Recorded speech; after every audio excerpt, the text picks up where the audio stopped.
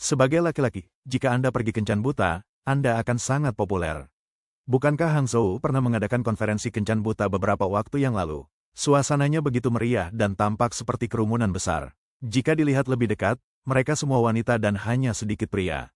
Banyak orang berpikir bahwa jumlah pria di China berjumlah 30 juta lebih banyak dibandingkan wanita di China, sehingga wanita seharusnya lebih langka.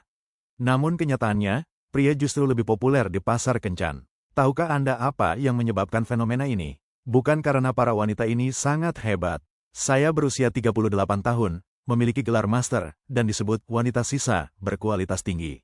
Awalnya, saya ingin mencari pria sisa yang juga luar biasa dan lebih tua di Hangzhou. Namun, ketika saya berusia 38 tahun ini, saya menyadari bahwa pria-pria tua yang saya anggap luar biasa bahkan tidak memandang saya. Orang-orang yang mengejar saya sekarang semua berasal dari pedesaan, yang berarti saya hanya bisa menikah dan tinggal di pedesaan jika saya ingin menikah. Pernahkah Anda bertanya-tanya mengapa ada fenomena di China daratan di mana tidak ada yang menginginkan wanita sisa yang luar biasa? Hari ini, kita akan membahas topik menarik ini. Ada banyak wanita sisa di kota-kota tingkat pertama di China, seperti Beijing, Shanghai, Guangzhou, dan Shenzhen. Karena berbagai alasan, mereka masih lajang setelah usia 27 tahun, sehingga mereka diberi label sebagai wanita sisa oleh masyarakat. Wanita-wanita ini menjadi cemas mengenai pernikahan karena harapan dan tekanan besar dari keluarga serta masyarakat. Beberapa dari mereka merasa sangat kecewa dan menyerah dalam memilih pasangan, sementara ada pula yang memilih untuk melanjutkan studi di luar negeri. Menurut statistik, populasi pria di China melebihi populasi wanita sebanyak 32,37 juta orang.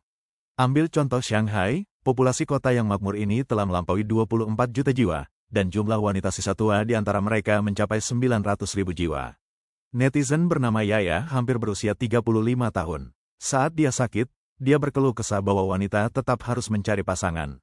Orang-orang harus mencari pacar. Saat Anda sakit, tidak ada yang memasakkan makanan untuk Anda. Saya berbaring di tempat tidur sepanjang hari, mengalami diare sepanjang hari, dan merasa seperti kehilangan akal.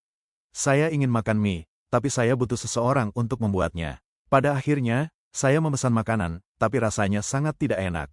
Setelah makan makanan itu, diare saya semakin parah.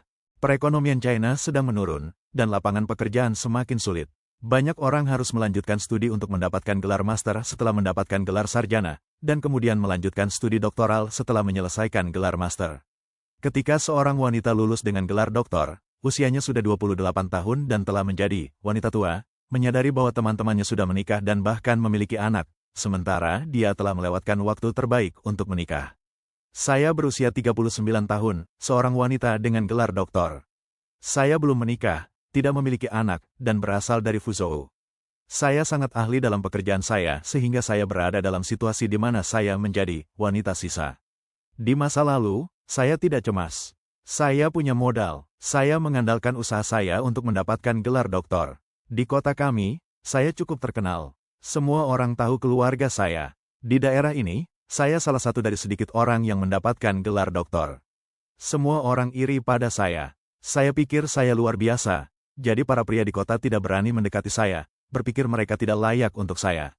Saya berasal dari pedesaan ke kota besar, dan mereka ingin saya menikah dengan orang yang tidak berpendidikan dan kasar. Saya sangat yakin tidak ingin melakukan itu, dan saya tidak ingin menghabiskan seluruh hidup saya di pedesaan. Tidak masalah untuk kembali sesekali saat malam tahun baru, tapi saya lebih suka tinggal di kota besar terus-menerus. Dia mengatakan bahwa saat masih muda, dia juga ingin mencari pria yang baik dan menetapkan standar tinggi. Namun, sekarang dia berusia 39 tahun dan masih lajang, dia menyesal telah melewatkan banyak pria baik saat dia masih muda. Kita semua ingin menemukan pria yang terdengar hebat, tapi pria baik sangat jarang, terutama untuk usia saya. Pria baik sudah langka, sudah dipilih oleh orang lain sejak lama. Sekarang yang tersisa hanyalah orang-orang yang kurang memenuhi standar. Tanpa menikah sekarang, saya menyesal mengapa saya menolak begitu banyak pria baik saat saya masih muda. Namun sekarang saya mengobrol dengan pria yang dulu tidak saya sukai. Saya akui saya mulai panik, tapi saya belum berkata bahwa saya akan bertemu dengan pria acak dan merasa puas dengan itu. Jika begitu, saya mungkin sudah sangat putus asa sehingga akan mencari pria sembarangan. Mengapa wanita sisa tua lebih banyak di kota-kota besar seperti Beijing, Shanghai, Guangzhou, dan Shenzhen? Seorang netizen wanita percaya bahwa pada usia 30 tahun, pria akan dipaksa meninggalkan kota-kota besar karena harga rumah yang sangat tinggi. Saya berasal dari pedesaan dan berjuang di Shanghai selama 7 atau 8 tahun. Pekerjaan saya sebelumnya membayar saya $42.000 per tahun. Dari pengalaman pribadi, saya bisa katakan bahwa ketika saya memasuki usia 30-an, semua mahasiswa laki-laki dari provinsi lain terpaksa meninggalkan kota-kota besar karena tingginya biaya perumahan. Jika mereka kembali ke kampung halaman, orang tua mereka akan menyiapkan tempat tinggal untuk mereka, meskipun itu sulit. Tetapi untuk wanita, sekeras apapun kenyataan memaksa, Anda tidak akan pernah pergi, karena setelah Anda meninggalkan kota besar, situasi Anda akan menjadi lebih buruk, terutama jika keluarga tempat Anda dilahirkan adalah keluarga berpenghasilan rendah. Mark Comblang hanya akan memperkenalkan Anda kepada pasangan berdasarkan latar belakang keluarga Anda. Riwayat kerja keras Anda yang gemilang di kota besar tidak ada artinya bagi Mark Comblang. Ada banyak alasan mengapa wanita-wanita yang lebih tua di China masih lajang. Beberapa dari mereka terlalu banyak menginvestasikan energi mereka dalam karir dan merasa bebas untuk tetap sendiri. Hal inilah yang terjadi pada individu-individu berikut ini, yang memiliki sikap unik dan alami terhadap hubungan. Saya dan teman-teman saya tidak jatuh cinta karena kami semua sangat sibuk. Di hati kami, karir adalah yang utama, dan cinta datang belakangan. Jam kerja kami tidak stabil. Saya merasa lelah setiap hari setelah bekerja, dan saya tidak ingin harus melayani orang lain. Orang lain akan memberi banyak batasan pada Anda, dan Anda akan merasa bahwa pekerjaan sudah membuat Anda sangat lelah, dan keberadaan mereka membuat Anda tidak nyaman secara emosional, sehingga Anda tidak ingin jatuh cinta. Beberapa wanita terlalu selektif karena mereka memiliki standar tinggi dan mencari pernikahan yang sempurna dalam hal kehidupan materi. Meskipun mereka ingin menikah, mereka harus menyadari bahwa mereka telah menetapkan standar tinggi dalam memilih suami. Saya berusia 38 tahun dan dianggap sebagai wanita berkualitas yang lebih tua. Sudah 4 atau 5 tahun sejak saya lulus, dan saya masih sendiri. Mencari pasangan membutuhkan waktu. Saya tidak memiliki persyaratan tinggi untuk pria, tetapi mengapa saya tidak bisa menemukan satu pun? Tinggi badan saya 168 cm, dan saya mencari pria yang tingginya 175 cm. Itu bukan permintaan yang berlebihan. Saya lulus dengan gelar master, dan saya mencari pria dengan gelar sarjana atau lebih tinggi. Itu juga tidak terlalu tinggi. Saya punya mobil dan rumah, dan saya berharap dia juga memiliki kendaraan dan rumah. Itu juga tidak terlalu berlebihan. Saya menghasilkan lebih dari $1.400 per bulan, dan saya mencari pria yang berpenghasilan lebih dari $1.400 per bulan. Itu tidak terlalu berlebihan, tapi saya sadar, pria seperti itu sangat sedikit, dan tidak ada satupun di kehidupan nyata. Seiring bertambahnya usia, saya juga menjadi sangat cemas. Beberapa netizen berkomentar, jika seorang pria memiliki tinggi 175 cm, mempunyai mobil dan rumah, serta berpenghasilan lebih dari $1.400 per bulan, mengapa dia mencari wanita berusia 38 tahun?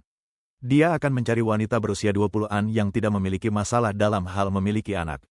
Terkadang, ketika seorang wanita yang lebih tua pergi kencan buta, dia mengalami situasi yang tak terduga dan harus melarikan diri. Pertama kali saya bertemu dengan seorang pria kencan buta, kami bertemu di taman. Hari itu sangat panas. Mengapa kamu sangat cantik tetapi masih lajang? Saya memiliki lingkaran pergaulan yang sempit dan lebih memilih untuk jarang bersosialisasi, jadi saya hanya bertemu dengan beberapa pria saja. Wanita seperti apa yang kamu suka? Saya suka orang yang rajin dan hemat, yang tidak membuang-buang uang dan tahu bagaimana menghargai kehidupan di depan mereka. Bagaimana mengatakannya? Pendapatan $70.000 bisa membuatmu merasa seperti memiliki $140.000.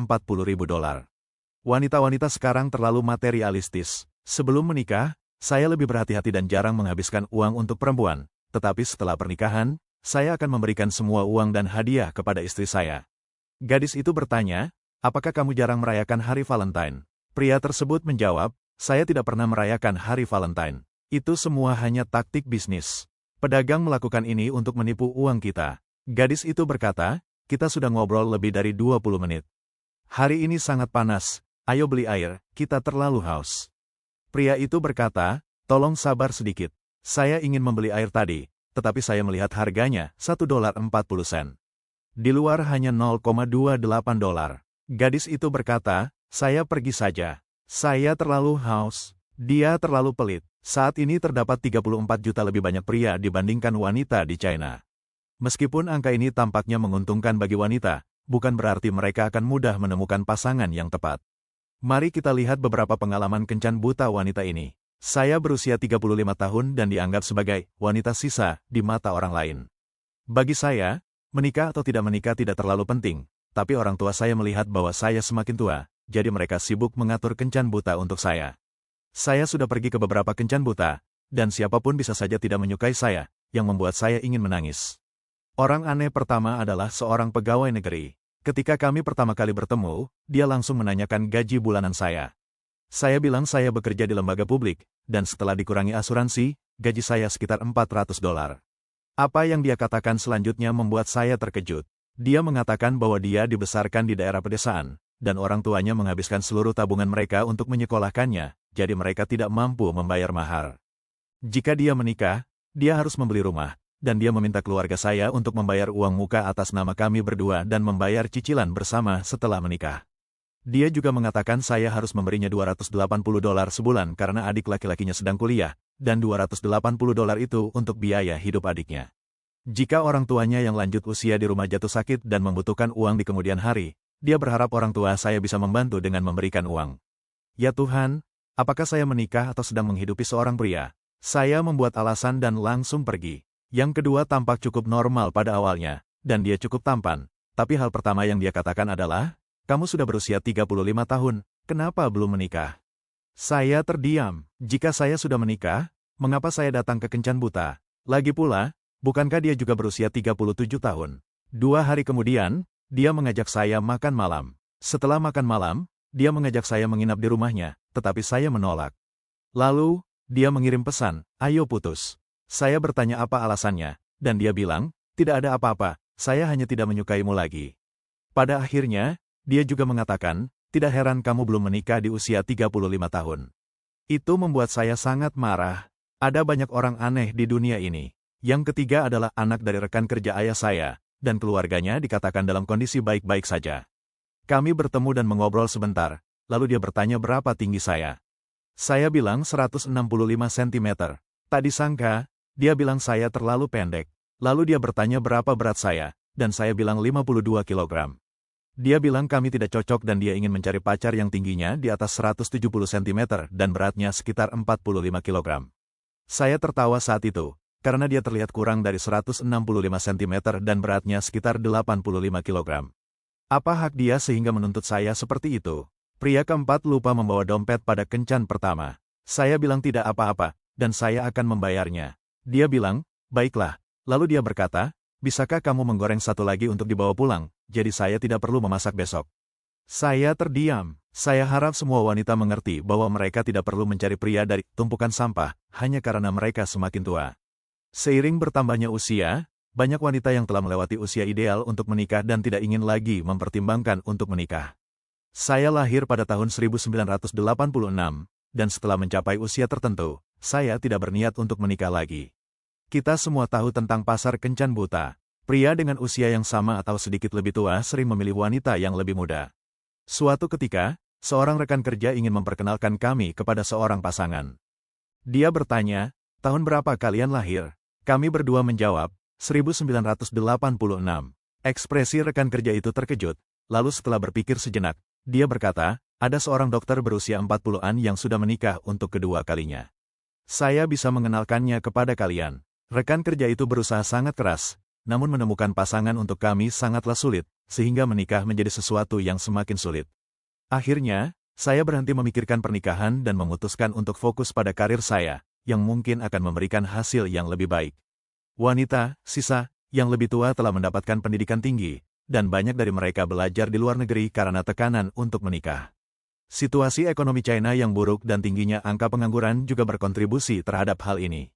Husiu.com menerbitkan sebuah cerita pada Mei tahun lalu tentang 3 wanita tua yang belajar di luar negeri. Salah satu wanita tersebut, Rahel, bekerja di perusahaan internet besar di China selama 2 tahun. Dia mengalami 2 kali pembubaran departemen, dan pekerjaannya terus berubah. Setiap bulan, dia bekerja lembur dan sering begadang. Akhirnya, dia berhenti dari pekerjaannya di perusahaan besar tersebut dan memutuskan untuk belajar di luar negeri dengan uang sebesar $70.000, yang merupakan semua tabungannya.